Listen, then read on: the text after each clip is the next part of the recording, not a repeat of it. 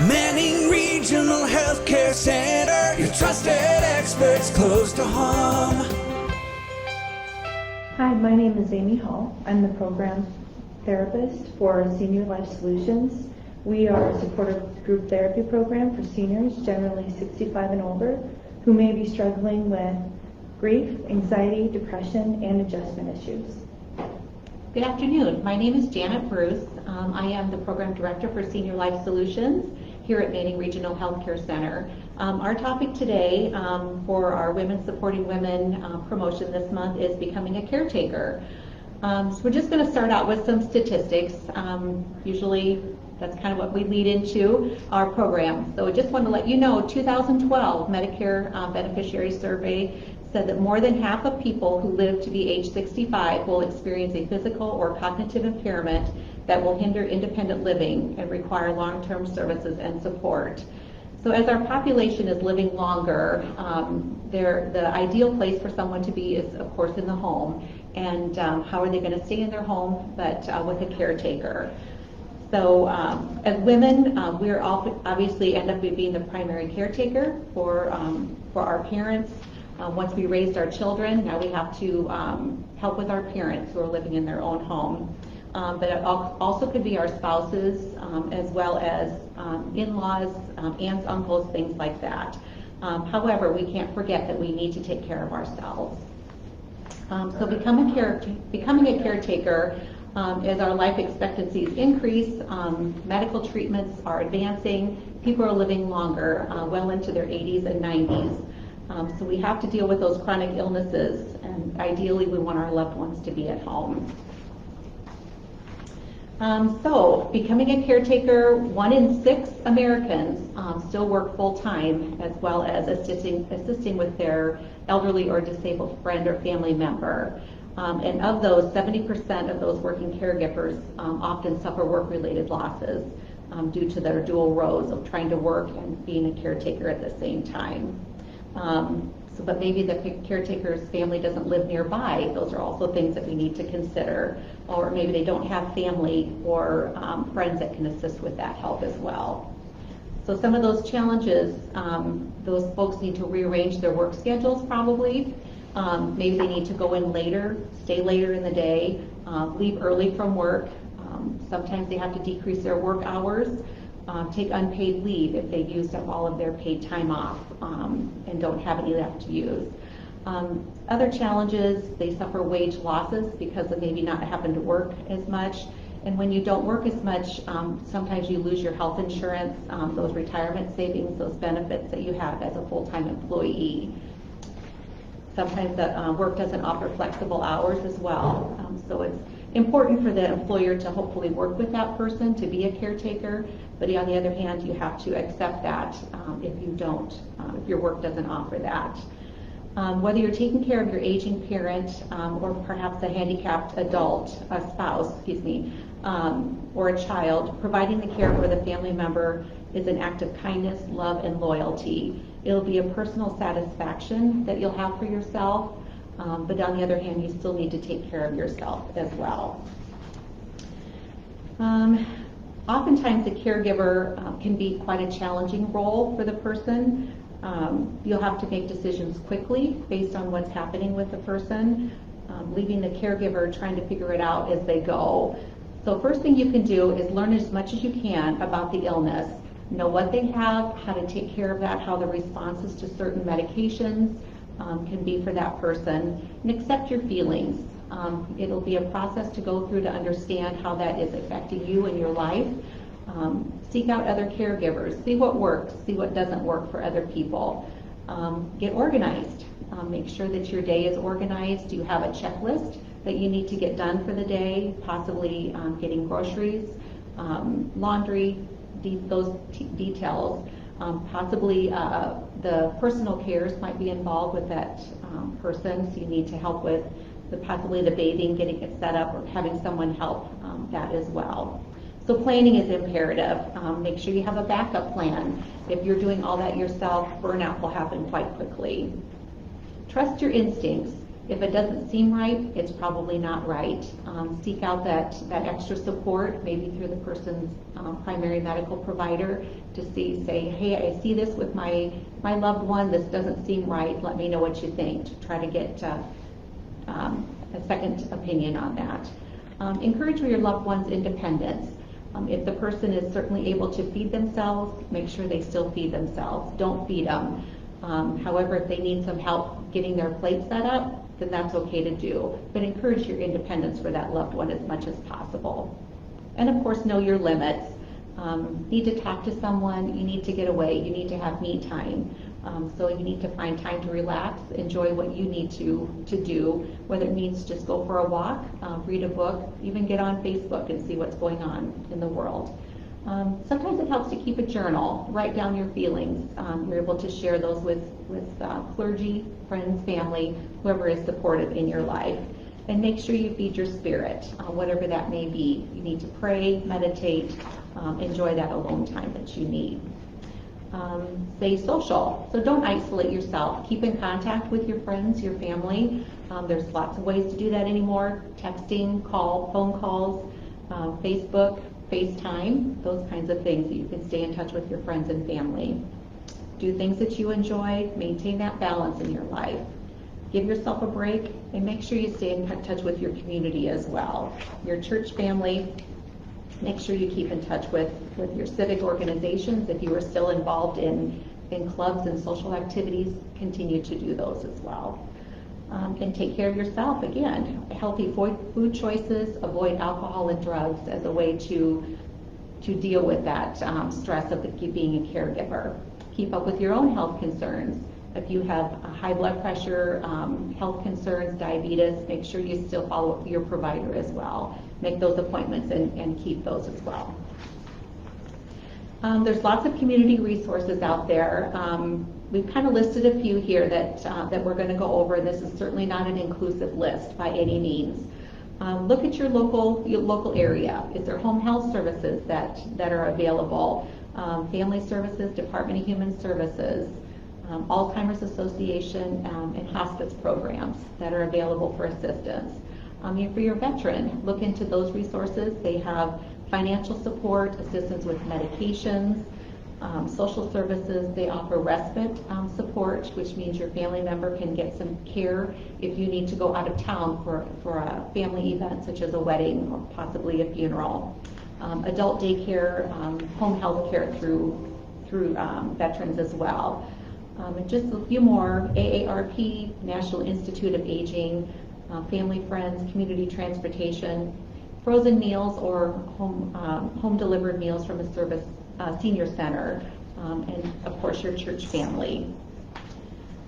In the event that you're a caretaker that doesn't have the opportunity to be close to your loved one, that will probably add extra stress to your life, trying to deal with your loved one from afar.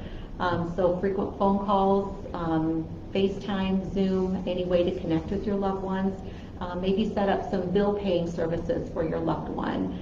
In the event that you have to hire home care services, make sure you have a release of information with that home care service so that you can talk to them about your loved one. And then have a backup plan. What are you going to do in case your loved one becomes ill? You need to make arrangements to get there quickly. Are you able to leave your work at a moment's notice? Airline tickets possibly to get there quickly. So some of the concerns that occur is, when do I finally make the decision to place them in a more long-term care facility?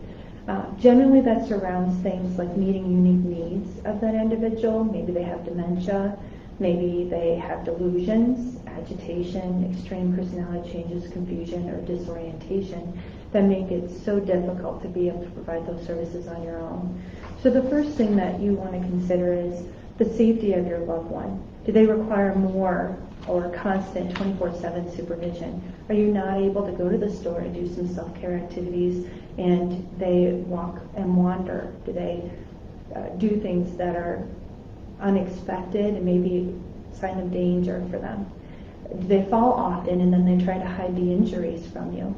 Are they unable to follow prescribed medications even if you sent those medications up for them? Are they not able to follow a plan in case of emergency? If there's a fire while you're gone, if there's severe weather, do they know to go to the basement, etc. The second one is, do they require more specialized care? When they're no longer able to manage the needs, such as maybe you aren't able to manage their finances, their medical requirements, whether that's transportation to services, making sure that they receive the specific care that the doctor has ordered in home, providing transportation to those appointments, medical or non-medical, making hands-on grooming services. Maybe you're no longer able to lift them or to transfer them from the chair, etc. Make sure that you're maintaining their living environment. Maybe it's so much for you to do that you're no longer able to provide those services. And then maybe when you put pen to paper, you learn that the cost of providing that service or having all those services come into your home is actually exceeding the cost that it would be if they were put in a facility. Okay. Also remember, if they require more socialization and activities, they're more readily available. And what I like about that is they could be capability specific, so they can develop things that are more appropriate for your loved one than maybe you have the skills to do. When is the right time? Number 3, owning your own safety. When your safety is at risk, you're physically exhausted, maybe experiencing chronic caregiver burnout, and your health is deteriorating or has deteriorated. Maybe you're injuring yourself while providing that hands-on care. That's something you certainly need to take a look at and consider. You're just as important as this individual, and they need you in that capacity. If you aren't able to provide those physical services, you still will provide those emotional ones once they're placed. Your major responsibilities are being neglected and causing significant problems for you and your immediate family. That's another sign that you're not doing a good job of taking care of you and meeting your needs at the same time as taking care of that individual.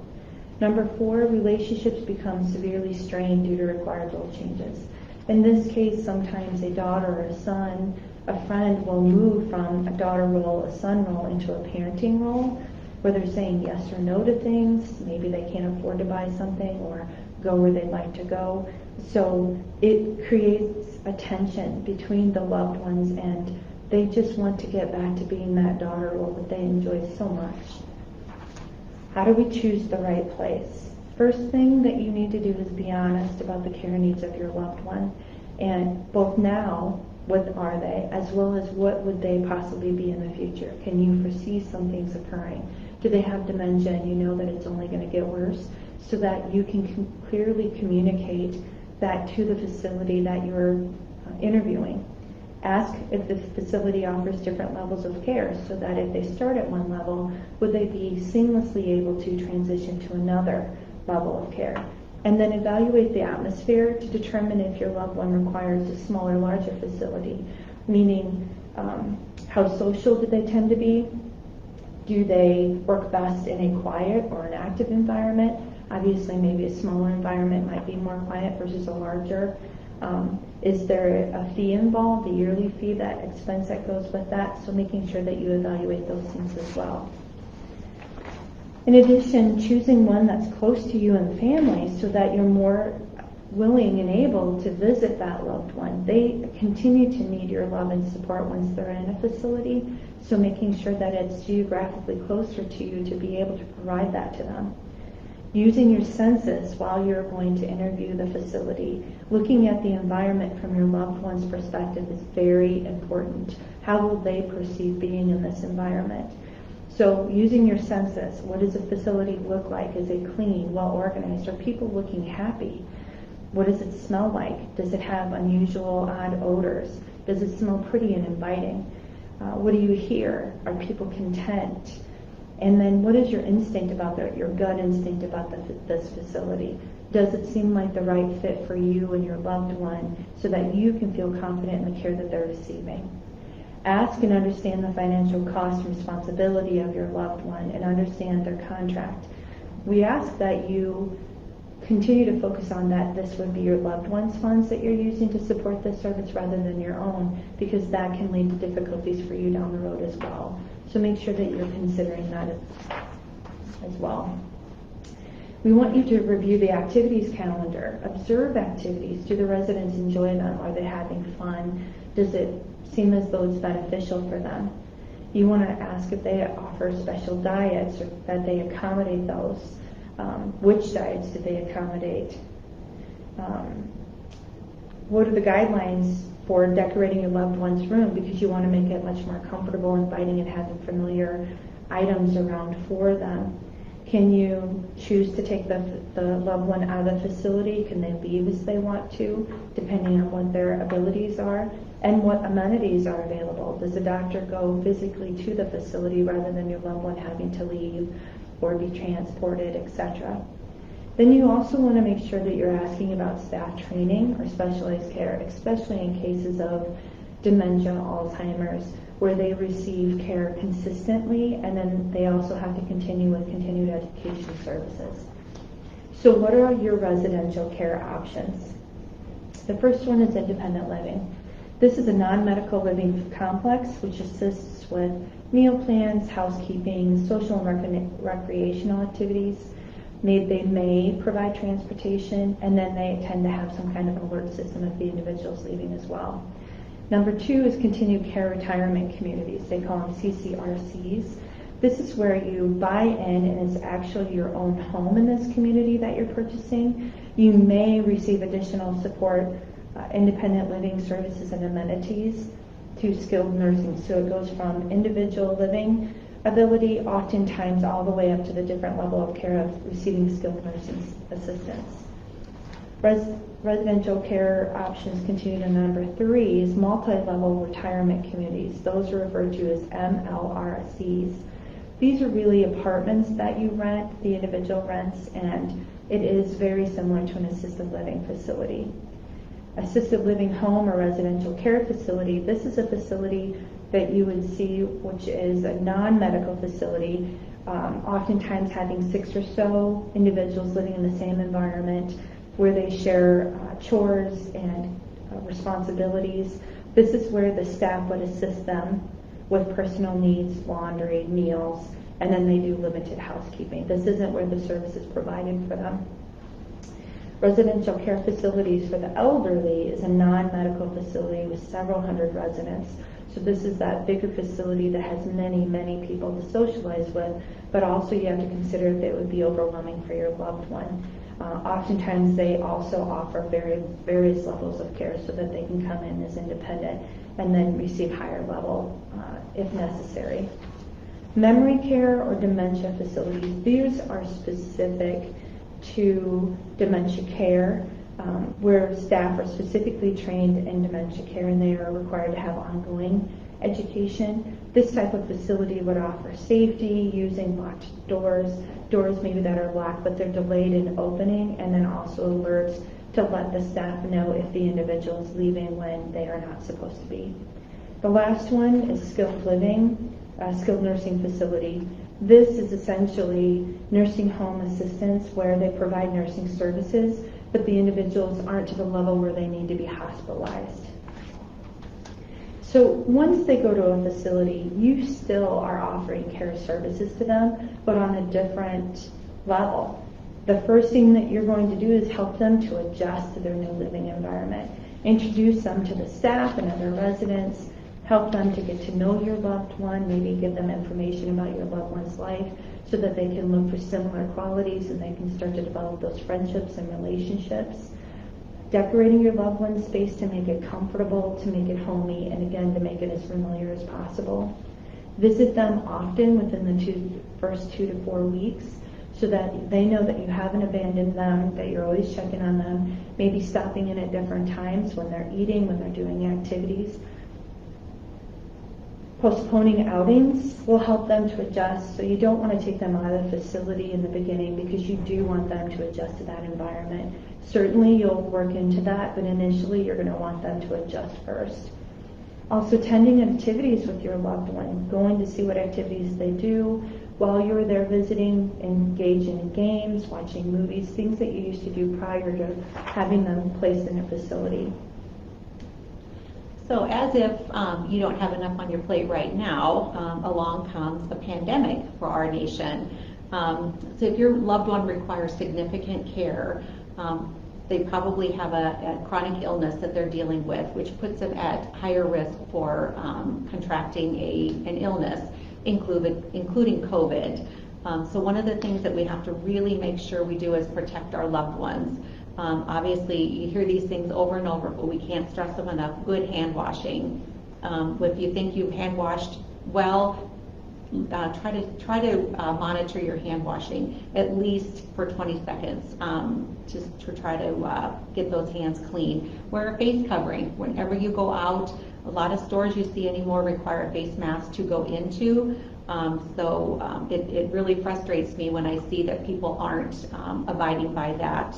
If they get into the store with their mask on and they take it off while they're in there, it's very frustrating to those people that are caring for someone and you're going home and hopefully not bringing those germs with you. Sanitize. It's difficult to get products anymore, but soap and water, good scrub, to get those items clean. If you do get groceries, supplies that you need, consider having them delivered. And when you do get them home, try to wipe them down with cloths if you can before using them to try to limit the exposure of any possible disease to your loved one. Have a backup plan in the event that you are as careful as you can be. Possibly contracting COVID is still possible. If you're not feeling well, try to step away from that role as a caregiver. Try to maybe find somebody who can step in the event that your loved one continues to need care.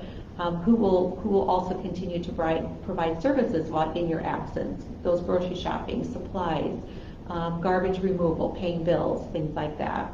So make sure you have a backup plan that you can trust and you feel comfortable with. Limit exposure to loved ones unnecessarily. So consider telehealth visits with your provider if that's an option. Limit visitors coming into the home as well. Maybe talk through the window. It's not as personal, obviously, but you're protecting your loved one, which is ultimately important. Any questions from the audience? We appreciate your time. This is something that Amy and I are passionate about, making sure that our patients have the support that they need for their caregivers. Your trusted experts close to home.